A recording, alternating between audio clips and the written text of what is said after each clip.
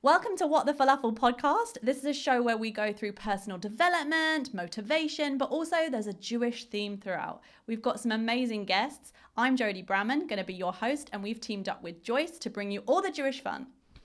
On today's first ever episode, we've got Elaine Chaya, who we're going to be talking about her influential career on Instagram, how she's gone from fashion to activism, her journey in Iran with Iranian parents, and we're going to be covering so much more. So if you like this, please hit subscribe, follow us for more. We're going to be bringing you so much fun. Elaine, welcome to the podcast. I'm so excited to have you here. Thank you so much for having me. How are you finding London? You've come over from sunny LA, and luckily we've actually got the weather for you this time. I think I brought the weather for you guys. You're yes, welcome. I don't think I should leave because I don't know what you guys are going to do without the sun when I go. It is a struggle. You have said, I've been kind of stalking your Instagram lately, and you just seem to love London. Where has this love come from? You know, I'm an ultimate tourist, so everywhere I go, I just even if I've been to London 12 times, I'm like, oh my God, the red bus. I freak out every time.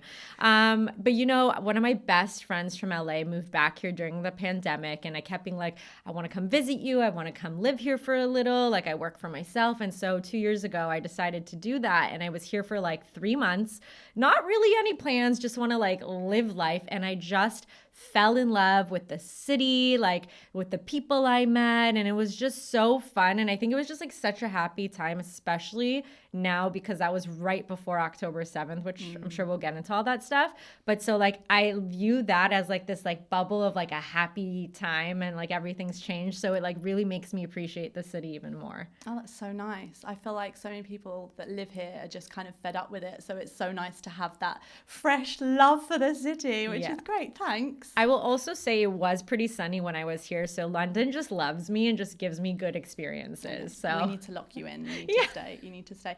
But your story, I've been doing research around you, obviously, because I've joined your following post October the 7th, but you've done so much before that. Yeah. I was even looking at things that you did when you were at school, like celebrity basketball games, right? To raise money for prom, and doing all of this fun fashion stuff. Where did this love for just social and I guess it's kind of activism? Yeah. Where did your journey begin with everything? So I was born on a sunny day in Los Angeles, California. Honestly, growing up, I always loved entertainment, Hollywood, celebrities. I grew up on the Spice Girls, which is relevant to London, and they started my love of everything. And so I always tried to put that passion in everything I did. So when I got to high school, I was part of the student government. I'm okay, how can I combine celebrities with being helpful to the school? I went to school with 2,000 kids. They couldn't afford prom, and so it kind of started there, where I had this opportunity to bring celebrities to our school to play these basketball games. We don't like him anymore, but at the time we did like Kanye West. I did a Kanye West concert at our school. Wow. It was really cool stuff. And I saw for the first time, wow, this obsession I have with Hollywood, I can actually do something good for it. And so when I got to college, I'm going to give you the whole background. Yeah, do it. Give me everything. When I got to college, I went to UCLA. I'm Persian. You know, the Persian American dream is to become a doctor or a lawyer. I didn't want to do either. And my parents are that's absolutely not happening. You got to do one because you're at UCLA. I was studying pre-med. I'm but I know that I saw what I did in high school. I was able to use my passion to do something bigger. So I got internships at MTV and these big PR companies. And I was I really fell in love. And so I dropped the pre-med route I was doing. I did the LSAT to go to law school. I dropped that too. I got a job in PR. So I was doing these big events for Samsung, T-Mobile, at Coachella, working with all the celebrities. And I felt my life goal dream had happened. And then Instagram started, and I would come into work in these cool outfits. All my coworkers were you should start a fashion blog. And I'm that's so weird. Taking photos of yourself and putting it online. Who does that? And everyone does that now. But I was very serious. I'm aging myself here. But those Facebook albums, I made it it was my full-time job. So I already saw the future of my blogging career. And so I started, and I think I just was able to blend this, even in college, I remember there was was this one time we were all studying for the finals and we were all so stressed. And I don't know, I posted a photo of me like studying for the finals. And somehow I got like a viral challenge of asking all of my friends to post a photo of them studying for the finals. And it was like this whole thing that people did that like made people feel united during a very stressful time in college. So I always loved to bring people together through social media to make people feel like they're not alone. That was like always my cohesive like feeling, and I've always been able to do it in this like social media type way. How do you have all the connections though? Like, how did you? I'd love to organize a concert. I would say with Kanye West. Let's put him aside. But I'd love to organize and be like, yes, celebrities come. But like, how do you find them? Yeah, there's a lot of like cold calling and stuff I did. So for the basketball games, I was introduced to an organization one year that brought celebrities to our school. So that's how I did one. But if you know Laguna Beach, do you remember that show? Yes. Okay. It's like pre-Hills. Yes. Yeah. Yes. I think like my life is the Hills. I later on replicated where Heidi worked at the Hills, like as my job. Like I'm crazy like that. But I got the people, like literally randomly emailed one of the people from Laguna Beach who had his charity. And I'm like, want to come with your friends to our school? Like they didn't have publicists at the time. And they came. Like it was crazy. The Kanye West thing happened through a radio station, but like I kind of find of opportunities and then I make it like a bigger thing. And I got all the kids at the school to vote. You had to vote for him to come. It was like the one time I saw world peace in the world. Like seriously, like people of different backgrounds came together for a cause. So that's great. That's so exciting. It's nice to kind of transform something and take your passion. And I really feel that when you've got a gift, things just flow when you use that. So it sounds like you've seen it. Not a lot of people see it so young, where they're like, this is my passion, this is what needs to be done, and you kind of tie it all together, right? And make it happen. I will say it's really hard because I come from this like Persian background where, you know, my parents left Iran during the revolution. Like they literally left with no money, no education, like only their education, like couldn't speak English, no family, nothing. And so the Persian culture and a lot of immigrant cultures is like, you got to find a job that you will for sure be like able to sustain yourself and like can like support yourself. And so even though this was like a passion of mine, it was very hard because my family was like, this isn't what we know, like Hollywood entertainment, like this isn't reliable. You don't need a degree in this. And so I really struggled in college about trusting my own voice. Even to this day, I still get pushback, whether it's from like my community or from other people. I'm like, am I doing the right thing? Is this the right path? Like I haven't been able to fully trust myself, even though I've done all of these things, because it's like the atypical route, you know? So it was really hard. And when I started my fashion blog, I was really like adamant about like, I never had a role model to look up to that was like either Persian or Jewish who's like, you don't want to be a doctor or lawyer, like follow your passion. I really cried a lot in college about like, what do? I don't want to become a pharmacist, like all that stuff. And so I really wanted to make sure that I could inspire other people, especially people who are immigrants, like come from immigrant families, to like trust yourself, follow your own path, because I never really had that. So that's really interesting. When you were going through that and you were in college and you're going down this path of things that you think you have to do, what was that turning point for you? Like, because there's got to be a point where you go, actually, I'm not going to do this anymore. So I did the pre-med route for 3 years. I took my physics, my biology. I'm like a really good student. Like I would get A's in my classes. So that was like also hard for my family. Like you're smart, you can do this. And so after the third year and I was doing more internships, so I worked for Bolthouse, which Heidi on the Hills like worked for Brent Bolthouse. So that's why I wanted to work for Bolthouse. And it was like the biggest like entertainment company. And I was like, I loved it so much. And I got like a bad grade in one of my like bio, whatever classes. And I'm like, that's it. I'm not doing this. And it was really scary to tell my parents. And they were like, well, what are you, like, they freaked out. They're like, what are you going to do with your life now? And then they pitched me on the entertainment lawyer route, which is why I took the LSAT. So I'm someone who like needs to try the routes. And like, I think because I really, really tried my best and I really had clarity by the fourth year, like literally as I was graduating, that this wasn't for me, I think that helped me. But when I got offered this PR job, I was really like I really was freaked out about, do I take it? My family was not happy. Like they didn't talk to me for a month about this. Wow. And I really had to trust myself. But I've always grown up traditional, like, you know, believing in God and stuff like that. And I I mean, it's become more clear, and I'm sure we'll get into like where I am now. But at the time, I'm like, I really feel like the MTV internship, all my internships were like really hard to get. Like I could say I got it by luck, but I'm like, I really feel like God gave these to me because this is what I meant to do. And I said to myself, I'm like, you know what? I'm going to just try. If this doesn't work in a year from now, like I could go to law school. I have my LSAT score for 5 years, but if I don't take this opportunity, I'll always regret it. And so I never did anything with the law school degree, but I joke now because I do all this stuff with like activism. I like told my parents, because I met with like the governor of New York who's running for mayor like on a Zoom last week. And I sent it to my family. I'm like, guess I didn't need to go to law school to get into politics. Like I just skipped that. How is that relationship now though? Because now they're seeing what you're doing. Have they relaxed with you? Are they like really pleased with what you're doing? How do you feel about it all? So I really love my parents, and every parent just wants the best for their children. I mean, they're proud of what I do because it really has meaning. And I think they've always been proud. When I first started my fashion blog, my parents were my photographers, like against their will. They didn't know how to take photos. I taught them. They would spend the weekends like going around town and taking my pictures for me. So they've always been really supportive, even if they don't necessarily like agree. But I mean, look, I'm a Persian girl who's not married. Their focus and wish in life is for me to get married. So it gets hard sometimes because it takes away from like what they want to see from me.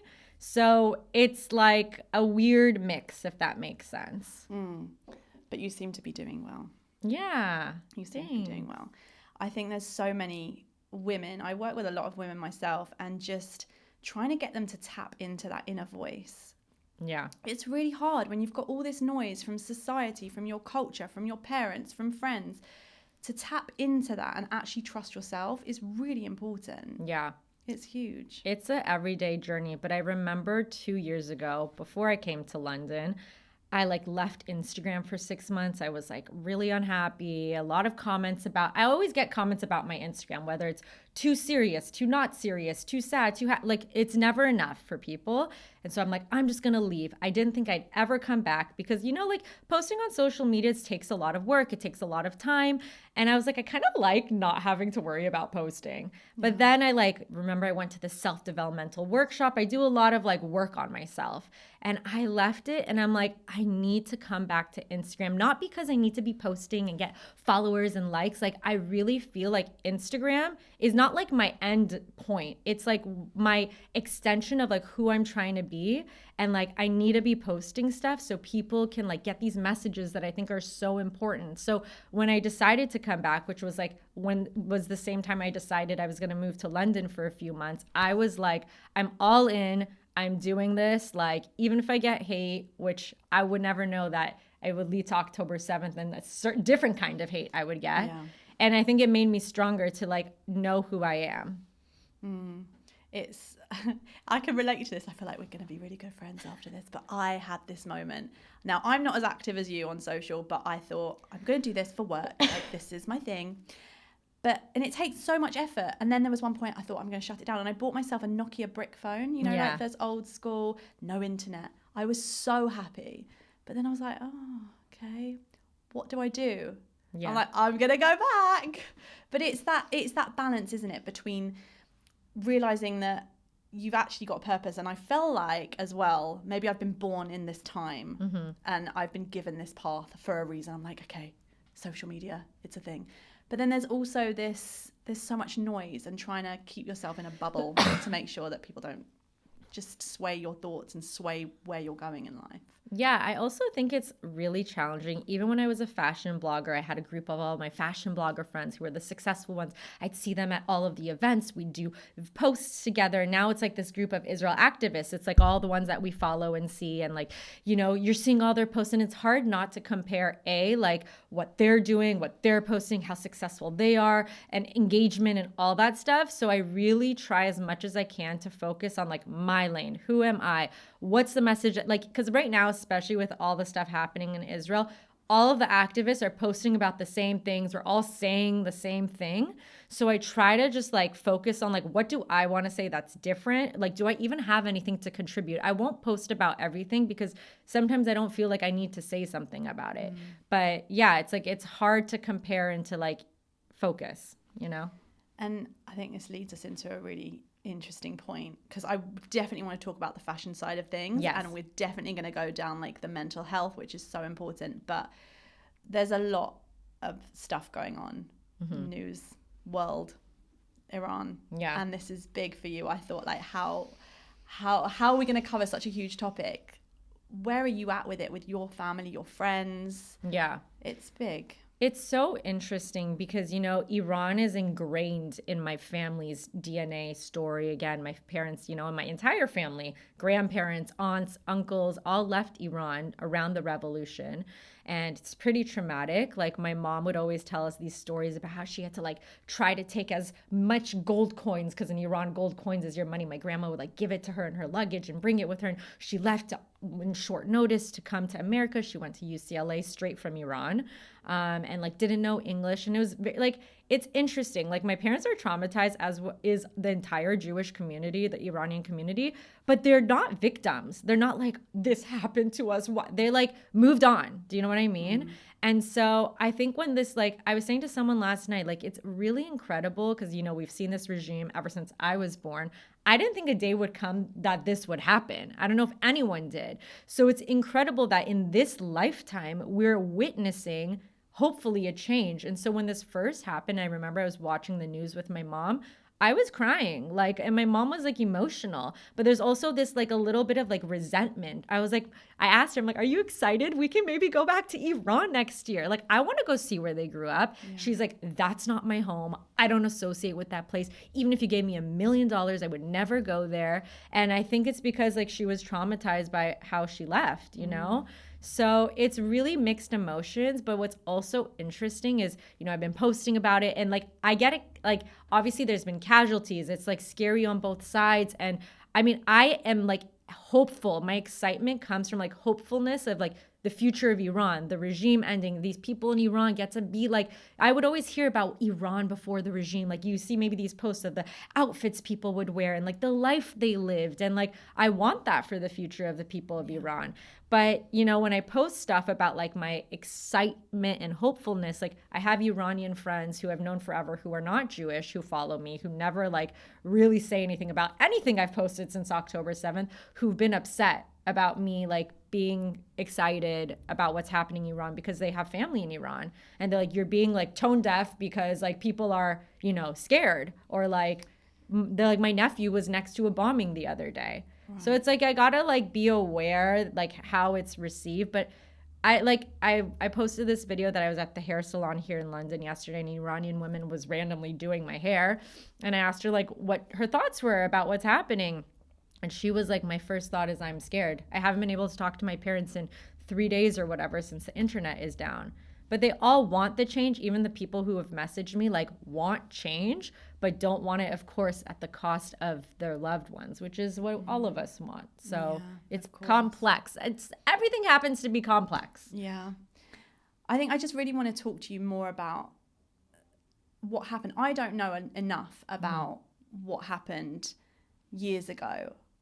And I just kind of thought it was just this country that like no Jews ever really were there. Like I haven't had this whole idea that it was even westernized. And I've seen these videos coming out on social media of women wearing shorts and dresses. And I'm like, what is this? Yeah. What can you give us without, I know you're not like politics and I didn't get you on here specifically to talk about it, but what was the time like, and what was that turning point where your parents were like, we have to get out?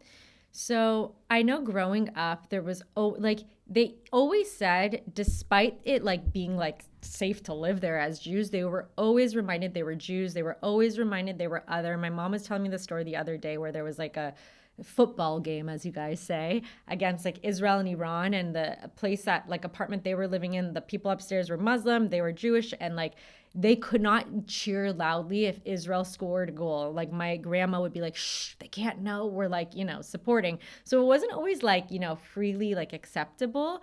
But when the revolution happened, this new regime was trying to promise the people of Iran this different future, saying the Shah was corrupt and that, they were taking all their money and all. I don't know the exact logistics, but my mom was saying all this stuff the other day. And she's like, look, politicians are all corrupt. The kings and all this stuff, like everyone has their own incentives in mind. But the regime was like trying to undermine these people to take over this whole new lifestyle. So the civilians, the people of Iran wanted this regime. They wanted this change because they thought it would give them a better future, which of course didn't. So unfortunately, they got themselves in this situation that they're in now. And I don't know the exact moment, but I feel like it was something like, I keep saying the people who are leaving Israel right now, it's obviously different circumstances. It's literally missiles hitting them, but like how this urgency, like I need to get out. Mm-hmm. I think it just got to a point where they're like, if we don't get out now, it's going to be dangerous. We may not be able to get out anymore. But for example, my grandparents came after my mom and her brothers left. So I don't know the exact like transition of how it happened, but there was like a rush at some point. Like a lot of people were leaving at one time. Wow.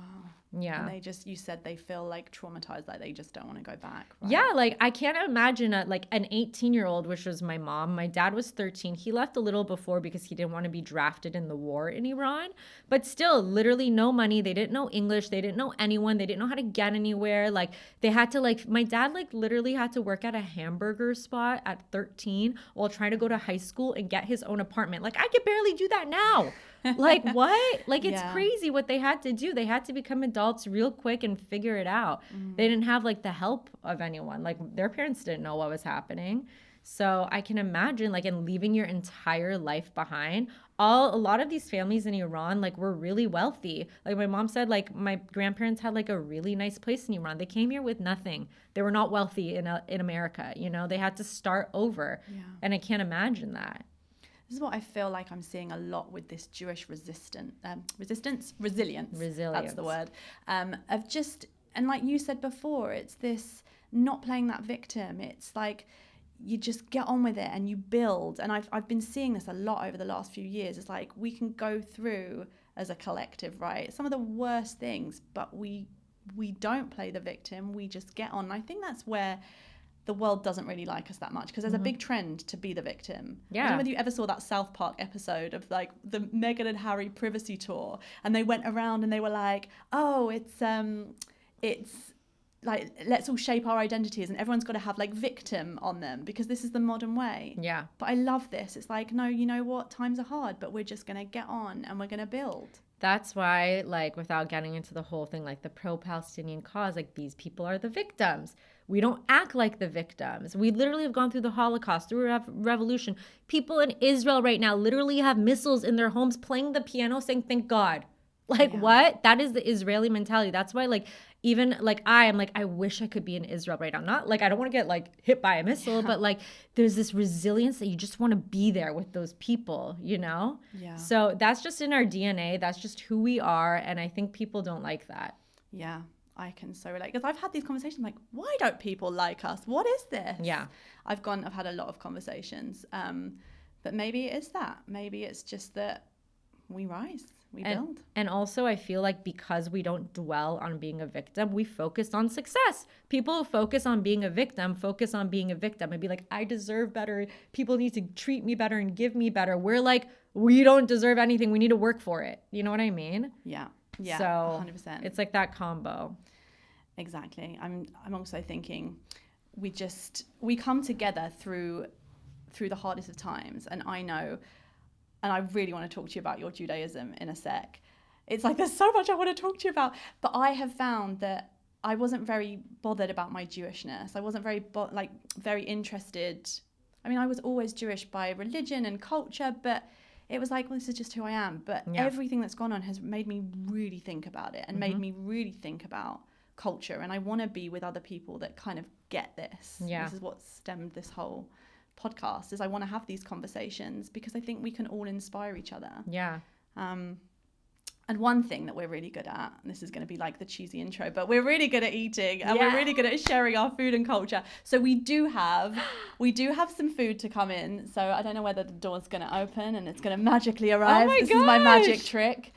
You're like, open sesame, and then it opens. So we have today some amazing kosher food from, this is Zev from Balagan in Borehamwood. Hello. I'm so excited. I feel like I'm in Israel right now. Well, exactly. We were leading. Do you want to just put it here? Thank you so much. Wow. Elaine Chaya. This is Zev from Balagan. Hi. So nice to meet you. This is awesome.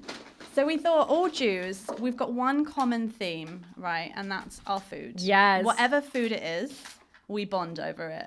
Now, I've been exploring different cultures and we thought, well, you didn't get to make it to Israel. Yes. So we'll bring Israeli food. Oh my goodness. This looks so good. And you've got to eat the whole lot before you can Great. leave. I didn't eat all morning just for this.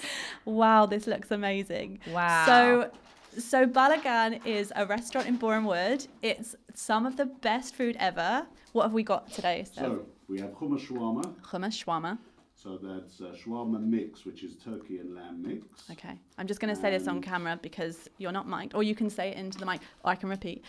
Shawarma, lamb and turkey mixed. Yes. The hummus is chickpeas.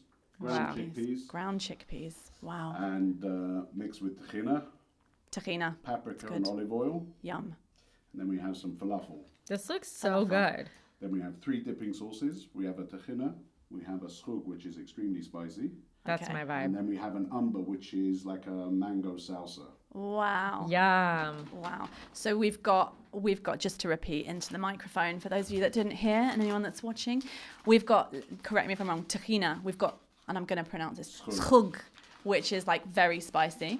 And we've got amber sauce. Did you say it's like mango? It's mango, yeah. It's mango chutney. Yum. Oh my gosh. Wow. This looks unbelievable. Suddenly I'm starving. Wow. You're amazing. Thank you. Thank you. So we want to get you also to Oh my God. visit. This is is so good. Fresh lava. Wow. You're amazing. So we can find you in Borehamwood. Yeah, 47 Shenley Road. 47 Shenley Road. And as part of this amazing podcast, and thanks to Balagan, that we want to invite you down to try some food. And as listeners of the podcast, you get 10% off. Just make sure you say What the Falafel Podcast in store, and they will treat you to some yummy food. I love it. This is unbelievable. Thank you so much. Thank you so much. This is great. Enjoy the food. Thank you. We're going to have to Thank get you. stuck in. I've got some plates, so I'm just going to Yay. try not to knock the microphone. Thank you so much. Right. Okay, here we go. Wow. I feel like we have to try Just something. make it a bit more. There we go. Oh my God, here. Try to get some blue on brand. Oh, I like it. This is, oh my gosh, what a portion. Yeah, you can't leave. I feel like I need like a fork or Yeah, I'm coming. Okay. One minute, Will. You don't want to just stick your fingers in. Like I need to just try and bite for now. Yeah, go for it. Wow, this looks so good. Here we go. Yay! Get stuck in here. Let me help open these. I'm like a klutz. This is gonna spill on. Okay, me too. Like, You can do like a hot wings thing where you Yeah. see how much spicy sauce you can get. I can take a lot. Okay, Right. I'll do But- it in the mic, but let's just try like put a little bit so we can. Oh my God, that looks good. I've also got a mirror for any kind of teeth. Yeah. Okay. Okay. We're just gonna try a little bite for now. Put some on my bite. I'm putting a lot. Yeah, do it. I'm crazy. I'm going to taste some. This is so good. Okay, so I put some of the shawarma with some of the spicy and the hummus. I Let's might see. have to try the spice. Hold on. This might melt my mouth, but okay. Let's see. So you've got to talk to me first about like Iranian, Persian. Yes. Also, hold on. Let me just ask this because it's like Iranian, Persian, but you're like Persian, but Iranian. Where do we go with the name of this? Listen, I think it's the same. I don't know if someone else will say differently. I intermix. I say Iranian now because like some people are like, oh, where is that? Where's Persian? Yeah. Like where's Persia? But I think there's like someone else has a better explanation. I use it interchangeably. Okay. All Yeah. right. So I can use it interchangeably. Yeah, Okay. yeah. So Iranian Persian food. Yeah. Very spicy or not so spicy? Not spicy at all. I'm a crazy spicy person though. It has a lot of flavor, but not like spicy.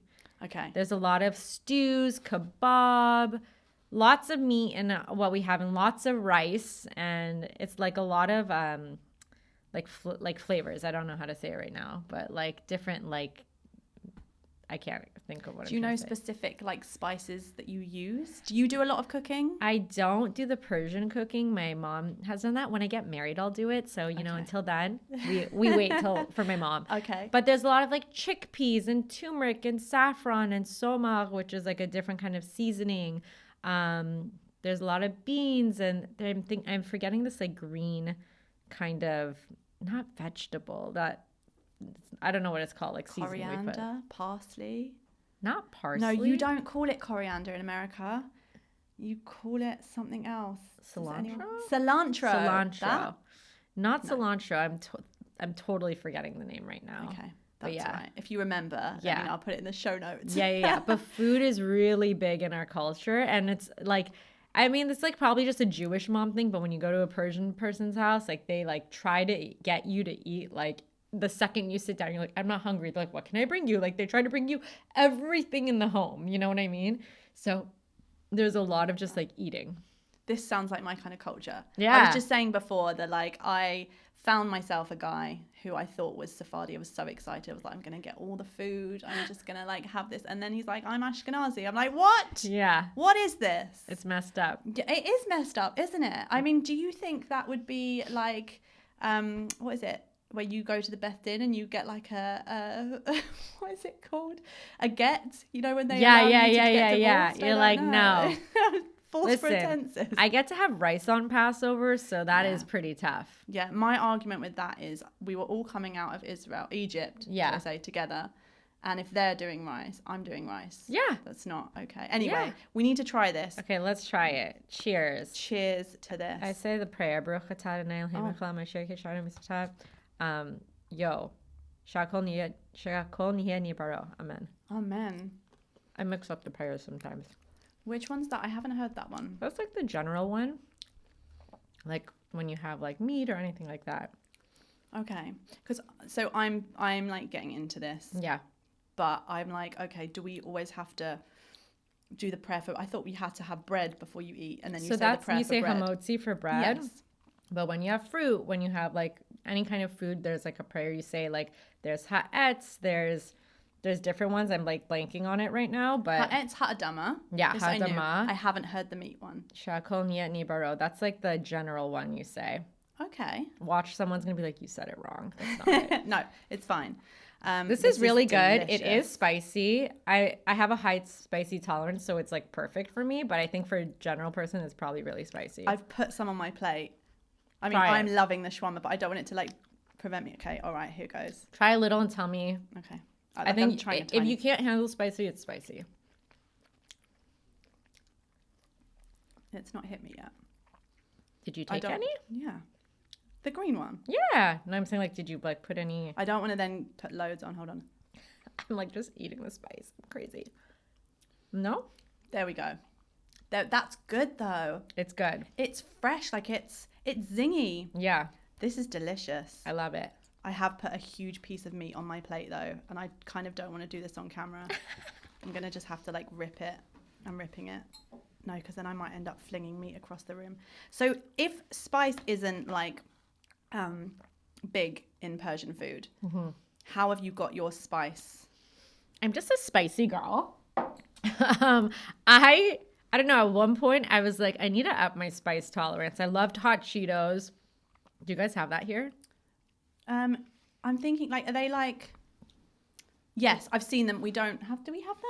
We do have them. We do. I don't have them. I used to have that in like middle school. I don't know what grade that is for you guys. And I'm like, I can't finish this. So I was like, this is my mission in life, to be able to have a bag of these. So I kept trying, and then I have weird goals in life. But then I started adding chili flakes onto like literally so even our Persian food where you do not add chili flakes, I add chili flakes to like everything. So now if it doesn't have spice, like my mouth can't enjoy it. It's like messed up now. That's really interesting. Yeah. There's a lot going on in your mind, isn't Yeah. there? Like that's a lot. That's a different mentality right there. There's a lot going on in my mind, generally speaking. But I like that you're literally like, this doesn't agree with me, so I'm going to force it to Yeah. agree with me. Yeah. Yeah. Okay. Whereas I remember there was a girl who had chips. I was at school, at a bus stop, and I thought she'd put ketchup all over her chips. So I just went, yeah, love some. And it was chili sauce. I was like, never again. Oh my God. Never again. But you've gone, can't do this. Yeah. I'm going to just persevere and... Because I enjoyed it, but I was like, I can't finish the whole bag. Okay. So now I'm going to figure it out. I don't know. Okay, that's interesting. Interesting. That's a way Talking to go about it. mental health. Yeah. Talking about mental health. Can I, do you know what? I feel like before I have to start, I have to check. I was going to say, is there anything in my teeth? Would you want to look? Thank you you. go first. What a girl's girl. I know. This is what I'm I knew saying. this was going to happen. Yeah, I thought see, if we're having there's falafel something. in shawarma, there is. That's I can't awkward. see. And I can't take it out. It's in. I can't see, so I'm guessing it's not going to show up. It's fine. I think it's fine. Okay, they could be like the girl with the green thing in her tooth. Okay, Maybe well, I'll go I'll put it viral. in it Maybe together. that's how I'll hit 1 million. Yes, that could be on the What the Falafel Yeah. podcast with Skug. I didn't know I liked Skug, and now I like it. Yeah, it's good. But can you get red Skug? Because I'm sure the Skug that I really like saying that. Skug. I'm sure the one that I've had is red. Yeah, probably. Zeva's gone. I'm going to have to message him later.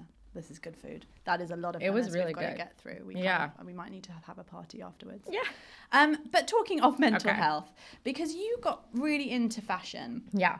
You were blogging and Fashion Lane. Yeah. Am I pronouncing it right? Yeah. I love all the research you've done. I I know, love I'm really stalkers. trying. Where's the line between doing research and being a weird stalker? Like, I know a lot about you now. No, I love it. Good. That's why you put it all out there. You want Yes. people to see it. Good. But there was a lot, and I was looking at your website. You do so much. Yeah. But with the fashion stuff, you obviously found a niche for it. It Yeah. took off. Yeah. But you got to a point where it wasn't really making you happy. You were at Coachella. Yeah. So your post said, yeah.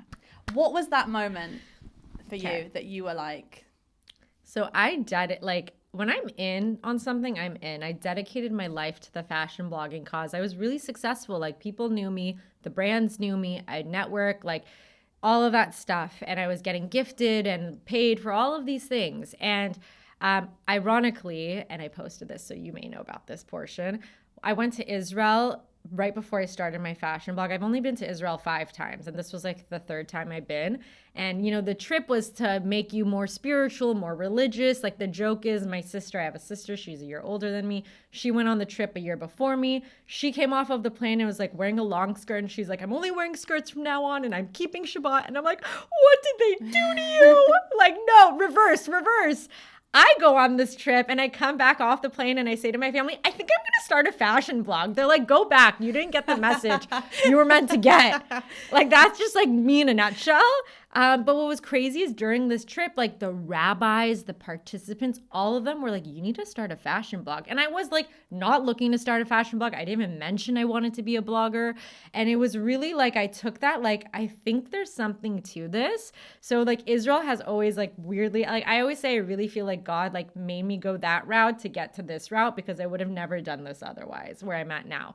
And so I like was always traditional, but throughout the like fashion blogging stuff, like, I don't know, I kind of like started to be like a less, like I wouldn't pray that much. I used to like pray a little bit every day, but I was like, I don't want to do this anymore. And like became a little resentful about some things.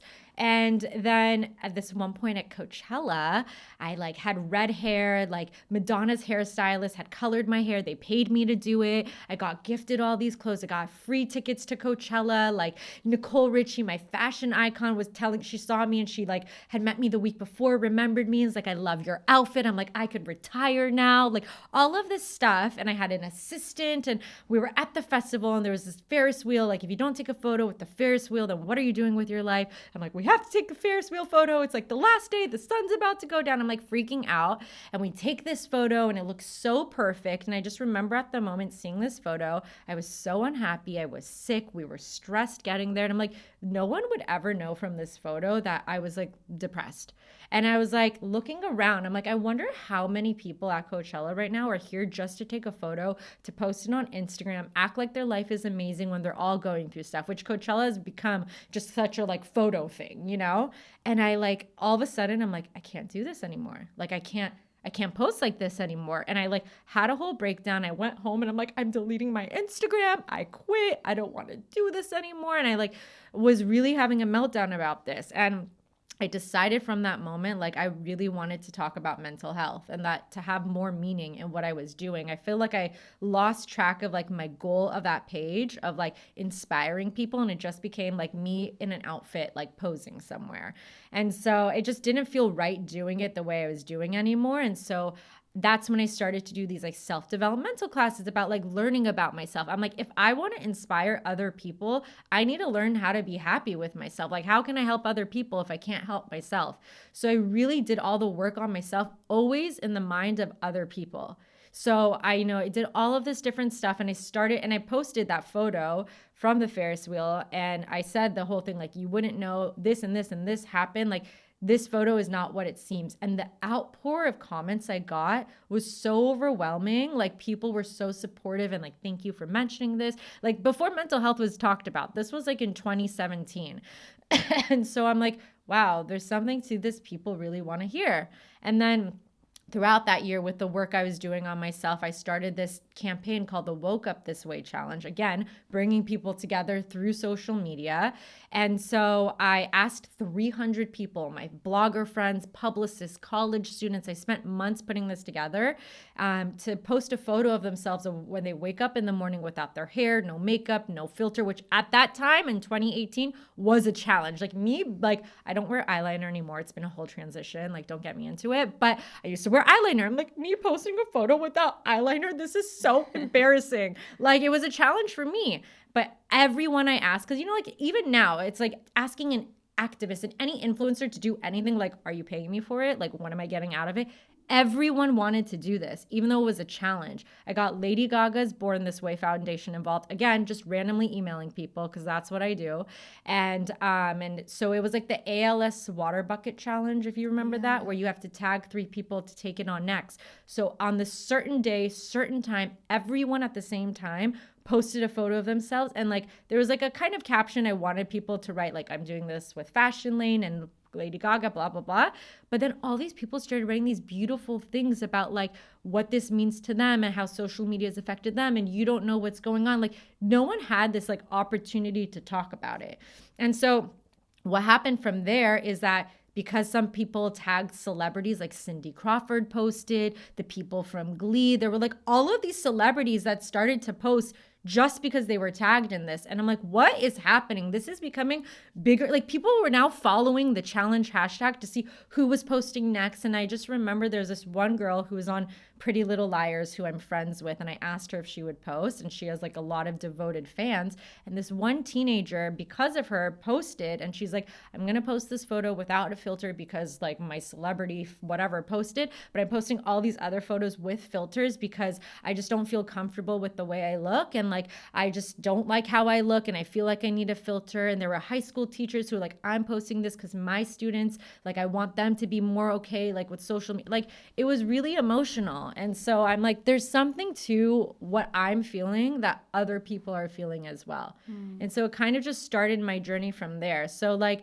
I still love fashion. I post fashion outfits sometimes, but it doesn't feel like it has the meaning that it once did to me. That's incredible. Yeah. To have that impact just through being so vulnerable enough to share your experience. Yeah, it's scary. It's huge. Yeah. It's you must have been quite proud of yourself for that. I was definitely proud. It is one of the proudest things that I have done to this day. I still talk about it. And I'm proud of myself because like every time I have to be vulnerable, I have to push myself. Like, it's hard. I said this thing about Israel and Iran as a post the other day, but it happened because of the Woke Up This Way challenge. Someone said this to me during this time frame. I really like didn't leave my house for 2 weeks, especially after I posted and people were so welcoming. I'm like, this is so embarrassing. People know I'm unhappy now. Like, it's awkward. And someone said to me, like, right now, like, you're in this moment where you feel like you're in these tight pair of jeans where you can't breathe. Like, I literally couldn't breathe. I felt so suffocated. And that means that the jeans that you were wearing before all these years are too tight. You have to let it go and like try a new pair of jeans. And so it's like, and I really resonate with butterflies. And someone said this to me at the time too. And it's because of this, like a caterpillar has to go through a cocoon and like goes through this really hard shell and like a metamorphosis to become this beautiful butterfly. And like when each time, like I've gone through a different like iteration of myself, which once became now this Israel activist person, it's like you're going through this really uncomfortable phase where like everything you were doing before seems like it doesn't make sense and like seems irrelevant, and that you have to like transform into this new version of yourself. So I'm really proud of the progress I've generally made. And I'm sure from here, I'm going to go into like another iteration of, everything is like a layer. It adds on to like what you were doing before. So, and it adds to like why I've become more spiritual. If you want, I could share that, but we could get into that later. Yeah, I definitely do. I don't even want to ask questions. I just could listen to you I'm a monologuer. I could just talk all day long. It's fantastic. Just your energy. I'm just so caught up. I could listen to this for days. Thanks. There's something, I think I might have even commented on your post, this Kabbalistic concept that goes along this. Let's see if I can pronounce it. Tzimtzum, which is basically this idea that before every expansion, there's a deep contraction. Oh, I remember you. It sounds like there's just, and this is great. I think it's like this hopeful feeling that I'd love everyone to lean into at this point, because when it feels so dark, you just know that there's something better on the horizon. There's something that's coming, and it's just letting go and shedding those layers, like you said, to just make way. And so many of us can cling to those old identities. And even as you were saying right at the beginning, like the things that we should do, like your parents wanted you to go to med school and law school, all the conventional stuff, but you have to shed these layers in order to let yourself expand.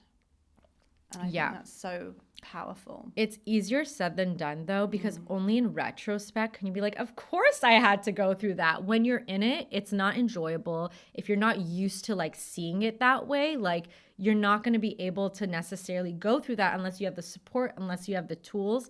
But for me, I always knew my purpose is to help other people. And so when I was really like, that was the first time I really went through, actually like in college, trying to do this entertainment route. But like, I always am like, this is for other people. Like I was like, everything I do is for everyone else. Like this page, my Instagram, like I really do this to help other people. And that's what, like when one person says I needed to hear this today, I'm like, okay, my job is done. Yeah. Obviously I want like millions of people to hear what I have to say, but like, that's what I've learned. But so throughout that journey, when I was doing this challenge and stuff, I was traditional, and I was like, you know what? I was so stressed out by Instagram, comparing myself to other people I work with or seeing other people being happy when I'm unhappy. I was like, I need to take a day off my phone. And so I'm like, why don't I because of Shabbat, but I'm not going to keep Shabbat. Like if someone told me, people used to want to set me up with guys who would keep Shabbat. I'm like, absolutely not. Like I'm never going to keep Shabbat. Don't suggest these people to me. And so I was like, why don't I just like Friday nights, like not use my phone for a few hours while I'm at dinner with my family? I'm like, that was really hard, but that was really nice. How about if I add Saturday mornings and I start going to synagogue with my mom? And then it became this transition of me like keeping more and more of Shabbat. And I really like saw my mental health expand. And I say this to everyone, whether you're Jewish or not, religious or not, taking time off of your phone is literally the biggest blessing, especially since October 7th. It's the thing that's been able to keep me going because I get a day off from like being stressed about this stuff. I know not everyone has that pleasure, but like someone who's posting about this, I need to like, recoup and like regroup. So, and then I've started praying more and I started adding like blessings for food. Like I've just started to do these things and it's made me closer to God. So when like things happen, I like try to like understand it more. Like before I didn't have that connection. I'm like, why is this happening to me? Now I'm like, okay, God, why is this happening to me? There's a reason. Even me being here now, I was supposed to go to Israel afterwards. And I made a whole post like, I'm meant to be here. I was crying like on the day before my flight. I was having a full on meltdown because I, planned this whole thing to go to Israel. And I'm like, my plans are screwed. Like my job for the summer is messed up. And it's not easy. Like, I'm like, I know there's a reason. I know all these things that I keep preaching to people, but like, I can't get behind this right now. So it's like not always easy, but like once I then get behind it, I can, share the wisdom, if that makes sense. Yeah. It's like you were saying before, those dark times, just because you've found faith, it doesn't make the dark times any less dark, but at least there's like the tiny bit of light there, right? Yeah. That you can just go, I'm sure somewhere at some point this is going to make sense for me. Yeah. At some point there'll be clarity on this situation. Yeah. And you almost have to like know that there's going to be a hindsight moment, but holding faith is important. I always suggest to people, someone said this to me like a few years ago, and it's really saved me. Even at this time when I was freaking out about Israel, they're like, write down all of the times in your life where something went right. Whether it's like an opportunity you needed that you didn't ask for, or like the apartment you got when you were looking, like every little thing. It doesn't have to be work related. So I have a list like in my room back in LA where I like have all the times something has happened for me that God had my back. So even when I was like having a meltdown about Israel, I'm like, look at all of these times. So you're telling me now God is not with me? Like that's not possible. Like suddenly I'm forgotten. Like, no, there's a reason this isn't happening. And like every time I think I know better, it's not true. And a big lesson for me with that was like when I was here, I lived in London for a few months 2 years ago. I literally was trying to do everything I could to stay. I'm like, does anyone know a husband for me or a job? Which one will get me to stay? Okay. And I really worked hard. I asked literally everyone. They're like, hi, what's your name? I'm like, do you know anyone? Before I even mentioned anything. Like, which one? Do you know anyone for a husband, or do you know anyone for a work? Yeah. Still happening. So if you guys know either, I'm looking at the camera here, send them my way. So I really like met with everyone, and I'm like, I'm staying here. I'm so happy here. I fell in love with London. And I didn't get either a job or a husband. And I had to go back to LA, and I was like severely depressed. And this was one of those other times. And I was like, why am I here? Like, I don't want to be here. I can't believe this and all that stuff. And so I went to New York for Simchat Torah, which ended up being October 7th. Because I'm like, you know what? Maybe I'll move to New York. Like, that's closer. I always wanted to move there. Let me be with Jews for the holidays. I've never traveled for a holiday, for a Jewish holiday. And this is the one I'm like, I feel called to go to New York for Simchat Torah. Then I'm like, what the hell did I sign up for? What is this? I'm like, and I had like 2 weeks in New York after October 7th, and it was very hard. Again, like all of these things majorly impact us. And I was very depressed about what was happening in the world and what I was doing with my life. And so I just started to post. My first post was literally about my parents left Iran to come to America to be safe. It's Simchat Torah. My parents would never miss going to synagogue for any of the holidays. They didn't leave their home because they were scared. And I said, it's a really big problem. My parents in America have never felt scared. And now on October 8th, they're scared to leave their homes when this wasn't against the Jews yet. But we all know as Jews that anything that happens in Israel means like it's bad news for us around the world.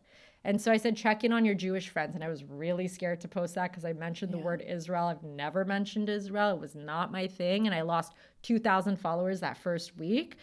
People were like, we didn't know you were Jewish. And then like people who follow me, they're like, are you okay? She literally posts about the Torah like once a week on her page. Do you not see her stuff? And so I really realized, and I said this in a video when I was here, that until I booked this flight for London, because I've missed London every day for the past 2 years. Like I really wished I was here, but I've been busy with stuff with Israel. It's kept me distracted. It first became like a form of distraction to I feel like I broke up, like London broke up with me. You know what I mean? And so I kept this as a distraction, but I'm like, oh my God, everything I've done in the past 2 years, like the people I've made videos with, Amanda Markowitz, she's my girl in LA. I do a lot with her. I've been to New York 100 times because there's a lot of events in New York. Like I could not have done it the way I've done it in London. I know you could do videos from everywhere, but the people I've met, the things that I've done, I probably would have left London on my own accord because of everything. Mm-hmm. And so I'm like, God knew what was going to happen. And God knows that this is what I want to do. I want to help people, and I would have done this regardless. And I had to leave London because I needed to be prepared for what I was going to do next. So things like that, you don't know it at the moment. It wasn't easy then either. But you got to believe, if you've seen all of these other examples of things working out in the past, that it's going to happen with everything else. Yeah, it's beautiful. Like, Thanks. I like I said, I could just listen to you just tell me your life story because it's inspiring. But it's that hanging on. It's like that Bichet knowing. Mm-hmm. I feel like I need to just let that settle in. Yeah. And where are we? Are we any closer to finding a Jewish husband? No, that's what I said. Guys, Okay. do you know guys? Okay, what kind of person are you looking for? It's so basic. I feel like everyone wants the same thing, like a nice person who, like, listen, my job is like my first love. I'm never not going to stop doing what I'm doing. And I need someone who not only like is cool with it, but like supports me emotionally. Like, this is awesome. Like, keep doing you, because I've had a lot of pushback from people. I've had to go against a lot of people not saying this is for me, you know? So that's a big thing. I care so much about Judaism, spirituality. Like, I want someone who likes that on their own accord. And like, I mean, my religious levels are, I don't know, people like, you need someone, your religious level, you can have someone grow. I don't know what the right answer is, but just someone who has their own connection to God, loves that. Someone who's like serious, wants to get married, which is hard. I don't know. Yeah. A lot of people don't, or Why? not serious. I don't know. I would marry Guys you. these days, that could be a whole other podcast, okay? I don't know. Do we need to organize a shidduch for you? Yes, Okay. literally yes. I'm gonna have a look.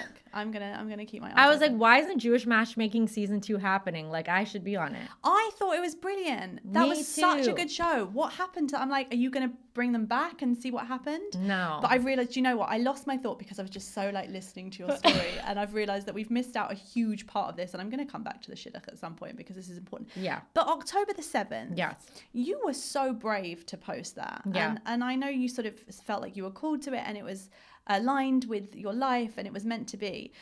But that took some serious Yeah. balls, because from where I was at, I took off my Magen David.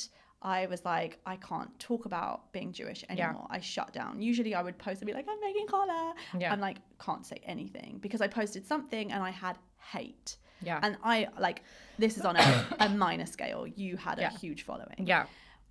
What was it within you that you were like, I don't care what people say. I've got a mission.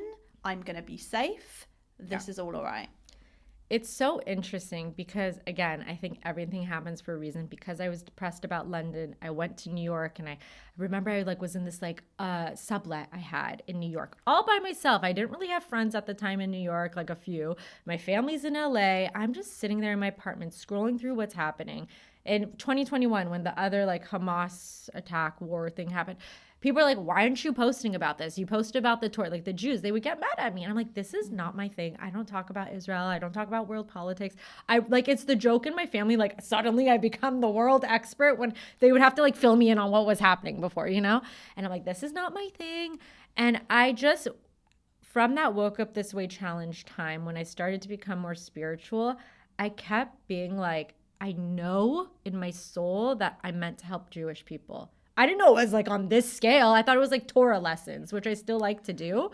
But I was like, I know God is building me for this moment. Like I saw it. And so when this happened, I was like, it makes sense. Like I've been doing at that point from 2018, 2023, 5 years of me like building like my spirituality, because even now, like a lot of activists who are talking about Israel stuff aren't mentioning like God and like emunah and faith and all that stuff. It's like, what's happening? Like I really try to put that in what I do, because that's like the DNA of like what I connect to with all of this.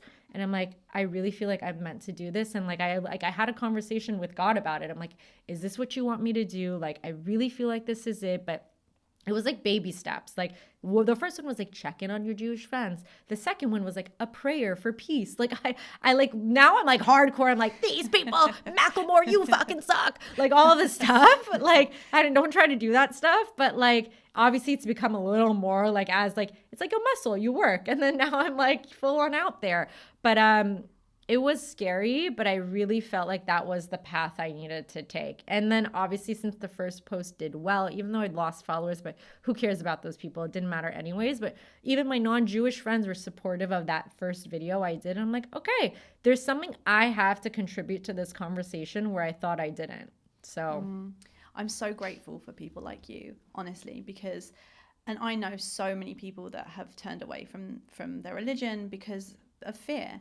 And it's so nice to see people that aren't afraid and that are proud to be Jewish. And I know you've done videos where you're like, I wore my star today, or like my Jewish, there was something that you were wearing, like I went out and people spoke to me, and it gives everyone else permission to not be afraid. Yeah. So on behalf of all the Jews, thank you. Thanks. But do you know what? It is really important. It's so nice to have that feeling that we're not alone. Yeah. Because can you imagine if we didn't see any of this online, and like we didn't see anyone talking about being Jewish? It would be like, we've just got to retreat, and you've given us permission to not be afraid. Thanks. And that's great, and it's so important. I really feel like ever since I was in college, I felt very alone in what I wanted to do, where I wanted to go in the world. And that was always my mission, to make sure people don't feel alone. And what that was at the time, like choosing the career you want or whatever outfit you wanted to wear. And it's still the same mission. It's not feeling alone, but now it's for the Jews, really. And that video you're talking about, I literally record videos 100 times because I'm a perfectionist. What am I going to say? That was like at the mall, at the moment, one shot of like, I was wearing this Jewish necklace and, someone said Am Yisrael Chai, who wasn't Jewish. And that video has like gone viral to this day. It's been like, I don't know, almost a month, and people are still commenting on it. And I'm like, I didn't even think it would be anything crazy. And like, people are emotional about that video. Like, a lot of people are like, I'm crying watching this because I feel scared. I'm like, wow, the fact that something that little of just saying, like, someone said Am Yisrael Chai in the mall to me gets people. Like, there's a lot, like, that's what we're doing this for. Yeah. That's what I want to do it for, to make other people not. And I was scared to wear it. It's like, not like, I'm also a person that's seeing what's happening, but like giving other people strength to continue on, like, it's important. 100%. I think we can feel quite lonely with all the loud voices that are out there. And actually we forget that there are some amazing people and there are some support. I was wearing the ribbon out, and I was on the train, and this family, they went over and they were looking at me. I was like, oh God, what's going to happen? Yeah. And they just went, I'm like, oh, okay. Like, you like it. And we had a whole conversation, and it opens up the path for discussions. And I feel like we've met so many people that we wouldn't necessarily have otherwise spoken to. And it just, we can come together. And I put, my journey was that I saw the Eurovision, and I was like, if she can go up, like both years, I was like, if she can go up and she can sing her song and she can be proud, I'm putting my star back on. I love it. And I'm like, yeah, it's opened it up. It's just a ripple having effect. it is. It's having people like you and people like the singers. I feel like Eurovision's my marker. Yeah. But you know what it is? It's people that are being brave to speak about it and finding their voice and knowing that it's okay to be you. I think that's what's so important. It's funny because there's a other content creator I'm friends with. His name is Barak Swartz. He lives in Israel, but he's from Boston. That day that I put the necklace on, he literally did a video like, I'm in Madrid with my Israel necklace, and someone stopped me. And so I remember like someone told me, don't wear your necklace to the mall. I'm like, he just posted this. And like, if he's doing it, I could do it. So really like a ripple effect. Yeah. And then I had that, interaction where someone talked to me, and it was crazy. And I presume you've had hate. I've had hate, not in person, thank God. No, yeah, thank God. But yeah, like crazy people message all the time. I don't really care about that stuff because they're nuts, like whatever. I'll block people if they seem like concerning. I think the hate that makes me upset is like from the Jewish community. Like sometimes people aren't happy, or like people who are my friends who are not Jewish, in this past week with the Iran stuff, not hate, but they're like not happy with things that I've done or said. That stuff matters to me. But you know what? People are going to hate. I did this video with Zach Margs, British buddy of ours, Ashkenazi versus Sephardi. He's actually coming on here later. Is he? So I'm very excited. My God. Yeah, I didn't realize you two like knew each other so well that you were literally, I'm watching you both for the podcast. I'm like, wait, they're together. Yeah. But yeah. I was at his sister's wedding yesterday. Yeah. So yeah, we've become really good friends. And last summer we met and we made this video, and this is my claim to fame. Like, our video is the reason he does all of these dating videos. Like, he never did a dating video before me, but I'm like, first date is the most memorable. Thank you so much. So we did this video, Ashkenazi versus Sephardi, and I'm like, this is funny. People did not think it was funny. A lot of people did. It got like 2 million views, but there was a lot of hate the first day. Some Ashkenazi people found it offensive and that we were stereotyping Ashkenazi. And I don't like when people get mad at me. I'm like a nice person. He was like, great, the more hate, the more views. And I'm like, people are hating on me. I was like not okay. And I made a whole apology video. You should talk about it on the podcast when he's on. He loves talking about this because he's like, you made an apology video? What's wrong with you? And I'm like, I can't have people think I'm a bad person. And so I removed myself from the video. He's like, are you stupid? Why would you remove yourself? You could get followers. I'm like, I don't care. It's not, all this stuff. Anyways, then I'm like, add me back to the video. But what I learned from that is the more like you'll be seen, the more popular, the more famous, like there'll be so many opinions about you. There will always be people that hate. There will always be people that don't agree. And you just have to accept that. Like you have to, like, I know everything I do is with the best intentions and not everyone will always agree. My family doesn't always agree with what I do. So it's like, you got to learn to like trust yourself, and which is what I'm trying to do more and more. Yeah. Good.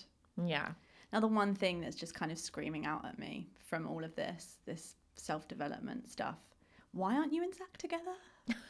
I'm like, you've been on a first date. He's a Jewish boy. You're looking for someone. He's English. You could live here. Yeah. Would that happen? No, we're like really good friends. Like his family, I feel like is my family at this point. Yeah. So. Isn't that a good thing? Yeah, all right, I'll talk to you about this off.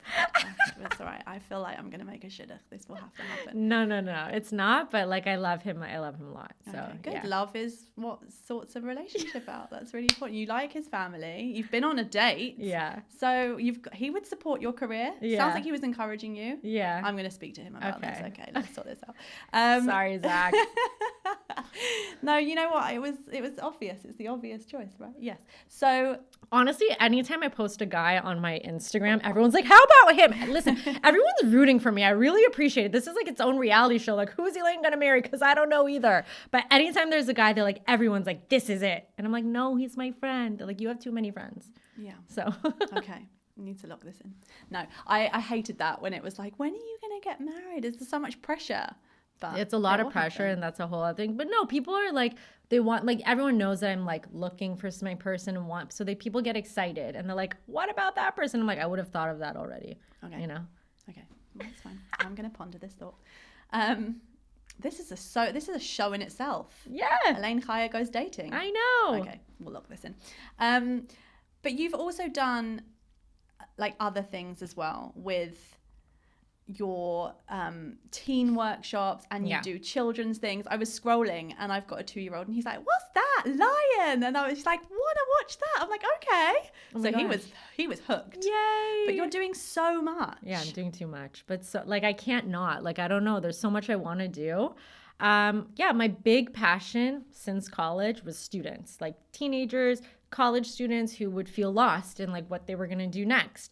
And so, I mean, I obviously want to inspire and help everyone. There's so many things I want to help people with, but I feel like the kids are the next generation and that's like where they get formed, whether it's through mental health stuff, through their Jewish pride. And so this show that I started called Chaya and Orly, I am Chaya, Orly's the Shabbat candle, Judah is the lion. I became one of my 25 jobs. I became a homeschool teacher during the pandemic, like for kindergarten. Do not have a teaching degree. I just had a friend who got married young and had kids, and she needed a teacher. And she asked a group of us that literally weren't married or kids, like, do you guys know a like kindergarten teacher? And we're like, literally no.